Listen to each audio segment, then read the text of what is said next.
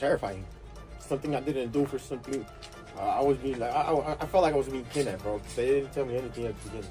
An 84-year-old grandmother vanishes. A masked man shows up armed at her door. And within days, we're watching a man detained, then released.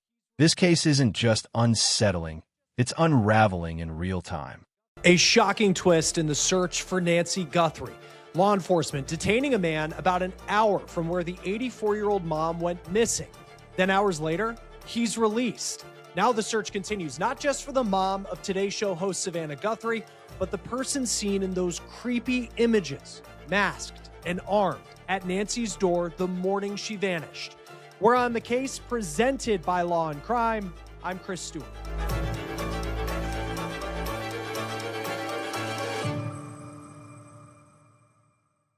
Well, for a moment overnight, you felt like law enforcement had taken a major step towards solving the case that has the country on edge. They held me against my will. They didn't read me my rights until 2 hours later. Imagine being pulled over, cuffed, your house searched, and you claim you don't even know who the victim is. Either this is a catastrophic mistake, or investigators saw something the public hasn't. Okay? You know what I mean? My wrist is all swollen. From the handcuffs. And did you have any idea No. that this was about him? No. And do you know who Nancy Guthrie No. is? That's the problem. No, I don't know anything. You were like, That is Carlos Palazuelos speaking from the front steps of his house to reporters after he says he was the man detained after a traffic stop in connection to the disappearance of Nancy Guthrie. That is video per CBS News. Now, Palazuelos lives in Rio Rico, Arizona. It's about an hour south of where Nancy Guthrie lives. It's close to the U.S.-Mexico border. Now, law enforcement also reportedly searched his home. We know that his mother-in-law lives there and other family members last night. And his mother-in-law told reporters that they came in and they took electronics, and they even showed her pictures of that alleged suspect at the front of Nancy Guthrie's home on the morning she disappeared, asking if that was her son-in-law, to which she said no. Now, Carlos Palazuelos said that he had no idea what law enforcement was talking about when they pulled him over while he was doing his delivery job on Tuesday night. He says he works as a delivery driver during the day in Tucson. So he suggested possibly he delivered a package to Nancy Guthrie's house at some point, and that's why authorities maybe zeroed in on him for questioning. But he also claims he has no idea who Nancy Guthrie is or Savannah Guthrie, and he had no idea that this was going on until last night. and did you have any idea No. that this was about No. him? And do you know who Nancy Guthrie No. is? That's the problem. No, I don't know anything. You were like, where is this coming from? How did they come up on you? I don't know. Like, what, were you just driving around? Yeah, working. Yeah, they Dashing. said you were delivering DoorDash? GLS. Oh, How'd they pull up on you? Like, Nah, I pulled up with them. They were following me. Yeah, they were following me. Miranda. This is Santa Cruz County, and Miranda was down here. It's like, come on, 2 and 2. and so then when they came up on you, what did they say? Like, what did they say? Nothing. Nothing. Literally nothing. Nothing. They just told me, stop moving. Like, what's your name? Carlos. And that's it. They put me in the cop car. You gotta wait like 2 hours. I waited like 2 hours until the detectives came here and everything. oh my God. And when they finally told you this had to do with some kidnapping, like, what were you thinking? Like, what the f*** am I doing here? I didn't do anything. To be honest, like, I'm innocent. And you don't even know who the lady is? No. Do you know who Savannah Guthrie No. is? No. No. I don't follow the news. Right. I don't. Law enforcement never called the Here's what matters legally. Judges don't sign search warrants on vibes. Probable cause means something concrete was presented. We just don't know what that something is yet. person that they detained a suspect, or even used the term person of interest. They just said a subject was detained for questioning. It is unclear how Carlos got on the radar of law enforcement, and is also unclear what type of evidence that law enforcement have or thought they had on him. And then it's also unclear the type of evidence they showed to get probable cause to be able to get the search warrant signed off by a judge so they could search his house in the first place. A very important tool that we use here at Law and Crime, Truth Finder, helps us search public records for our stories, including this one. Truthfinder saves us research time so we can focus on reporting crime, not paperwork. Now, you can use Truthfinder as well. You type in a name, you can find addresses, criminal history, and more. It is our go-to tool for checks, and it's one of the largest search services in the United States. With a subscription, you get unlimited confidential searches to check on new neighbors. You can vet people you meet online or find someone that you want to reconnect with. You can even look up registered sex offenders nearby or do a background search on yourself. Stay informed, stay safe. Check public records with Truthfinder now at truthfinder.com/OTC. Now, Carlos's mother-in-law told media outlets that members of law enforcement entered her home. They actually, according to Carlos, kicked the door down. And then they show her these. This is where it gets chilling. The suspect didn't just cover up. He layered up. Gloves over gloves. Masked but not fully concealed. That's not panic. That's preparation. Pictures that were released by the FBI yesterday of this possible suspect in Nancy Guthrie's case. This person that's being described as an armed individual, you can see that they have what appears to be a gun, and they're wearing this mask, and they're seen on camera approaching Nancy Guthrie's house. Then they seem like at that point, they just realize that there's a doorbell camera there, and maybe they weren't prepared for that, but they're not deterred. They look around, they don't seem that flustered, and then they decide to grab flowers or weeds and pick those up to try and block the doorbell camera that spotted them. Now, the individual's face is covered, but there are some clues that we can really take away from the mask that they're wearing, because it's a ski mask, but it is somewhat revealing. Like around the mouth, you can see that there appears to be facial hair. And then the eye holes, those appear large enough where you can get a good look at what their eyes look like and kind of piece that together. And you can get a good look at their. And then $300 drops into a Bitcoin wallet tied to a $6 million ransom demand. That's either a test transaction, a troll, or someone trying to create digital smoke. None of those options are comforting. Their eyebrows. Now, all that law enforcement has said as far as what happened to Carlos last night is that they detained a person for questioning. That's it. It's unclear if they truly believe that Carlos is still the man who was seen in those images. It's also unclear if they consider this man to be connected to this case anymore now that he's been released.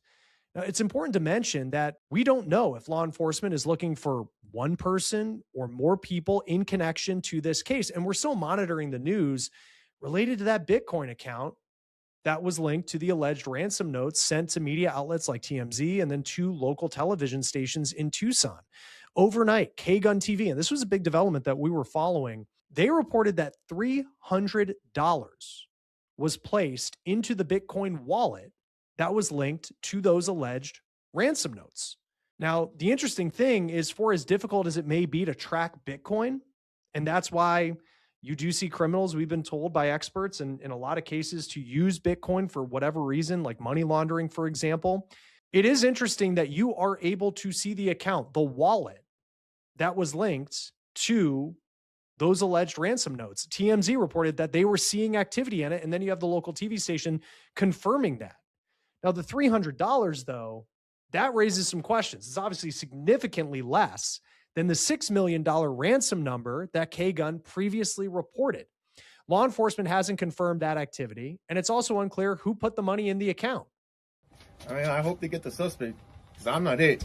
They better do their job and find the suspect that did it so they can clear my name, and I'm done. Look at what I'm putting my family through. You're on national news now. Not just them, even my parents in Tucson. Now, we know the FBI's elite hostage rescue team is in Arizona, and we also know that a Pima County SWAT team was sent out last night in connection to the case. All of this according to media reports. Now, as far as Carlos, he said the authorities broke his door down. They searched his home. So clearly this was not just some casual search or the consensual type of search that we saw, for example, at Annie Guthrie's house over the weekend. Now, back in Tucson, as all of this was developing last night, we saw FBI agents searching the neighborhood of Annie Guthrie. She is Nancy's oldest daughter, and Nancy was at her home for dinner the night that she vanished. A family member drove Nancy home after dinner to her house where she lives alone. Of course, the sheriff won't say which family member drove Nancy home. But hours after she was dropped off, then you have that masked suspect, allegedly armed, arriving at her door. And that is when this scary story began. Now, with this search continuing at this hour, once again, I do want to put the numbers up on the screen that you can call if you have any information related to the disappearance of Nancy Guthrie. The FBI is offering a $50,000 reward for information leading to not only finding her, but the arrest of those allegedly responsible. There have been billboards placed in cities across the Southwest in hopes that someone will see Nancy Guthrie's face, and it may just be that clue that can break this case wide open. You can contact the Pima County Sheriff Department at 520-351-4900, and then you can contact the FBI. 1-800-CALL-FBI is the number, or you can go to tips.fbi.gov. You can remain anonymous. Joining us now to talk more about this case is retired homicide detective Phil Waters. Thank you, as always, for being with us here on Law and Crime. It's just such a fascinating scene where you have this person who was detained last night, and then he's trying to clear his name, he says, on his front steps, talking to the media, saying that he has nothing to do with this. He doesn't even know who Nancy or Savannah Guthrie, who they actually are. What did you take away from just that development that came in overnight? Well, thanks for having me, Chris. I will tell you that the detectives, the FBI, don't just randomly decide they're going to go execute a search warrant. They have to have probable cause to get a judge to sign the search warrant in order to execute it. So whatever the affidavit contained that linked this person to the investigation satisfied the judge. He signed off on the search warrant. And in order for, and this is done a lot, in order to keep from anyone being hurt, injured in any way in the execution of the search warrant, they brought in the assets that they needed to execute it, and they took him down in a traffic stop and detained him. That was purposeful, because they don't want to just go in and make a hard entry on a search warrant and with the possibility that somebody may retaliate inside. So the thing was executed, I thought, brilliantly, the way they did it. Of course, the person involved, there had to be some kind of link from him to that scene, to this investigation. They didn't just arbitrarily pick out this guy and say, yeah, let's go run a search warrant on the delivery guy in Tucson's residence. So there's a backstory here, as there always is, that we're not aware of, and they are. And we're hopeful that they obtain some evidence inside as a result of the search warrants. What is typically, because I know he had suggested that because he's a delivery driver in Tucson, he was like, oh, maybe I delivered a package to Nancy Guthrie's house, and that's why he's being linked to this case. But yeah, like they had something, like there was something there. And I'm not saying that he's involved in any way, but it's like the judge signed off and looked at probable cause and said, okay, you can go in and search the house. Typically, what is the bar that you need to reach? How high is that bar of the evidence that you have to show a judge to get that signature? Well, of course, it depends on the investigation, but you've got to have, again, you've got to have probable cause. You have to have some evidentiary reason why you want this search warrant on this individual's residence, and excuse me, and in naming this individual. So we don't know what that is. We haven't seen the affidavits. The affidavits have not been released. I am curious as to what that probable cause contains, but there is something there, again, that satisfied the judge. Now, remember, I've run, I don't know how, hundreds of search warrants. There have been a couple of times where the judge has said, I need a little bit more here, that I will sign this. And then you go back and you work harder, and you try to bring into it that one quality that the judge is asking for, and get that search warrant signed. So I've never had a search warrant rejected, just full out. maybe a couple, like I said, that the judge needed a little bit more, and that goes with arrest warrants as well. The same criteria. So you have to have they call it the four corners of the search warrant, and once those are satisfied, then the judge signs off on it, and the search warrant is executed. The term that law enforcement used was that he was a subject who was detained. This wasn't a suspect. They never said he was a person of interest. They never said he was arrested, but this was a subject who was detained. And then he's released, within probably 3 to 4 hours, it seemed like, since maybe a little bit more than that. But he's, back home by, 2:00 in the morning to be able to speak to these media members. What are typically the rules about, how long you can hold somebody? And then what do you read into how it seemed like it wasn't this marathon interrogation? Maybe it was, but it just seems like he was able to get home at somewhat of a reasonable hour considering what he was, being detained in relation to. Well, of course, those are the things we don't know.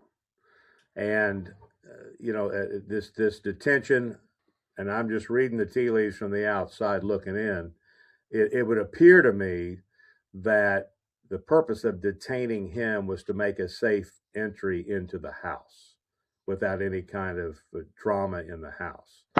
And of course, I guess Mama was there. She was interviewed. They took, according to her, and this is probably valid, they took all the digital devices, all the phones, and that kind of thing, and any other thing that they may have found that was, again, evidentiary to the investigation, if they found anything in there. So there is a reason why. We just don't know. But the detention, I think, I never used the term persons of interest. That was a show on CBS. But, in reports, they're going to be listed, at least in my world. He would have been listed as, more than likely, as a witness. So you have times in investigations where you come across people, and sometimes you've got a decision to make. Do they make a good suspect, a possible suspect, or do they make a better witness? So in this case, I would just say that he is in the category of a witness, and they had enough probable cause, again, to enter that home and take out of it whatever evidence they were able to procure. When you look at the images that were released by the FBI yesterday of this person on the front steps of Nancy Guthrie's home in the early hours of February 1st, what stood out to you just reading the body language, reading what they were wearing? It was interesting, to say the least. I think the first thing that's noticeable are just in terms of his person were the eyes. There's no question the eyes are very significant. And then it appeared he had a mustache, appeared he had a little facial hair here, below his lower lip. The ski mask didn't cover those kinds of things, which would indicate it's a male. And it looked like either white or Latino. And the clothing was interesting. I thought and I had a case where a similar thing was done, where it appeared to me that there were layers of clothing. So the jacket, because he looked kind of bulked up, but then it looked kind of soft, if you know what I mean. It didn't look like we're getting the one jacket against a body. And then the gloves looked like he may have layered the gloves. It may be a regular pair of gloves, and then he's got the the plastic gloves over the top of them. So, and then the weapon, the manner in which he's carrying it, that is consistent with some way the cartel members or people south of the border want to carry a gun. I don't know if it's reminiscent of a Pancho Villa look. I'm not sure what they're going for there. I certainly wouldn't put my pistol in that particular area of my body. There's no telling what might happen. Right. But and he's armed. I guess that's the most significant thing there. He is armed. and then the backpack. So my curiosity was what, in relation to what we know about pacemakers being turned off and that kind of a thing, or getting disconnected from the phone. Is he there after he's been in the house, and those are things that he's acquired in the house for whatever reason? Because that looked soft as well. Didn't look like you had implements of some kind, tools, that kind of a thing. So very curious. And then when he realizes there's a camera there, he's walking up and he's got his head down, but I don't get the sense that he's trying to keep his head down because of the camera, because he rocks right up and sticks his face right in front of it. So Yeah. it looked to me like it was very dark. It's very dark in that area. And it looked to me like he was kind of pacing himself, walking up the walk to make sure he doesn't stumble, because that's a paved stone kind of a setup there. And then when he gets onto the porch, into the entryway, he looks to the left like he's looking at something. Then he looks up and he's got he realizes the camera, and then this business about going over and pulling up some flowers or shrubs or something to what he's going to do. That was just very odd behavior through that whole episode. The flower part of it was just bizarre because, and the whole thing, I mean, terrifying. But the bizarre part was like the camera already saw your face. Like he looked at it, Yeah. and then Exactly. he turns around and then he's like holding up these flowers, and you're like, it just doesn't make a lot of sense. The thing that stood out to me too was it didn't seem like he was prepared for there to be a door camera. Like we've heard over the last couple of weeks, or the last week or so, that this has been going on, that this person, it seems like they were prepared, and you can see what they're wearing, that they, that looks like there was the intent here. But then at the same time, it's like he didn't bring tools with him for a Ring or a Nest camera being there. And it's like he has this moment where he looks around and he just grabs flowers, which was just really, really bizarre. I don't know if I've ever seen that before. Well, no, that you're right. You're right, Chris. And again, I'd like to know the context in which this is happening. Is this before he's been in the house, or is it after? Now, from the evidence that we've seen, If the DNA outside the door belongs to Nancy Guthrie, then we're not just talking about a suspicious visit. We're talking about a forced exit. And that shifts this from mystery to something far darker. at the scene, these blood drops outside the door, and those are burglar doors on that house. So there's been this discussion about forced entry, no forced entry, that kind of a thing. It's not really been affirmed either way. And then we've got the garage door opening and closing, I think at least once, maybe two times. So I know I've got a garage door there. I have a panel on the outside of it that I can punch in a code, and I can raise the door, lower the door. I'm just wondering if they have that kind of configuration, if that's the way they made entry into the house. And in order to do that, they've got to know the code. So I think the things that stand out here with this individual was that he may have been unfamiliar with the Nest camera being there, perhaps because he may never have been in the entryway at all. So you're kind of wondering what is he doing? Why is he even there in that area? Because he's not, unless he's got a blowtorch of some kind, it doesn't look like he's going to make entry through that door, through that burglary door. So yeah, it's just the behavior is odd. The way he's dressed is odd. And, but that's the guy that's there. Somebody's there. And it's later on, if we follow the evidence with the blood drops, that they have come back and said the DNA belongs to Ms. Guthrie. Well, they had to come through that door. So they unlocked the door from the inside and brought her out that way. And then the blood drops go on out to the driveway. So, you follow the evidence in these things, and I'm sure and there's a lot we don't know, of course, a lot of answers that have come about as a result of the investigation for the detectives and the Bureau and the agents. So it's a very interesting, from the perspective of a homicide cop, very interesting investigation. I was talking to a friend of mine last night who's a kind of a partner in crime with me, an retired FBI agent. And we were both talking about, man, we wish we were there. That this is one of these career cases. So very interesting, very interesting. Yeah, it's one where you're just, I don't know how this is going to play out. Like, even at this point, I know people can speculate, but it just feels like now day 11, it's like, where is this case going to go next? What do you make of, and it can be unfair, and I'm sure for law enforcement, it's incredibly annoying that every single time, and I, as a member of the media, and I'm all for media access, but it's like this very odd scene outside of Annie Guthrie's home and Nancy's home, where it's like you have reporters there who are just following law enforcement around and kind of reporting in the moment of like, 2 deputies just showed up here, 3 deputies just showed up here. They're going house to house. And like, we're seeing these different searches. What do you make of the searches that still seem to be happening in the neighborhoods of Nancy Guthrie, but then also Annie Guthrie, which I know that that's where Nancy was before she went home the night that she vanished?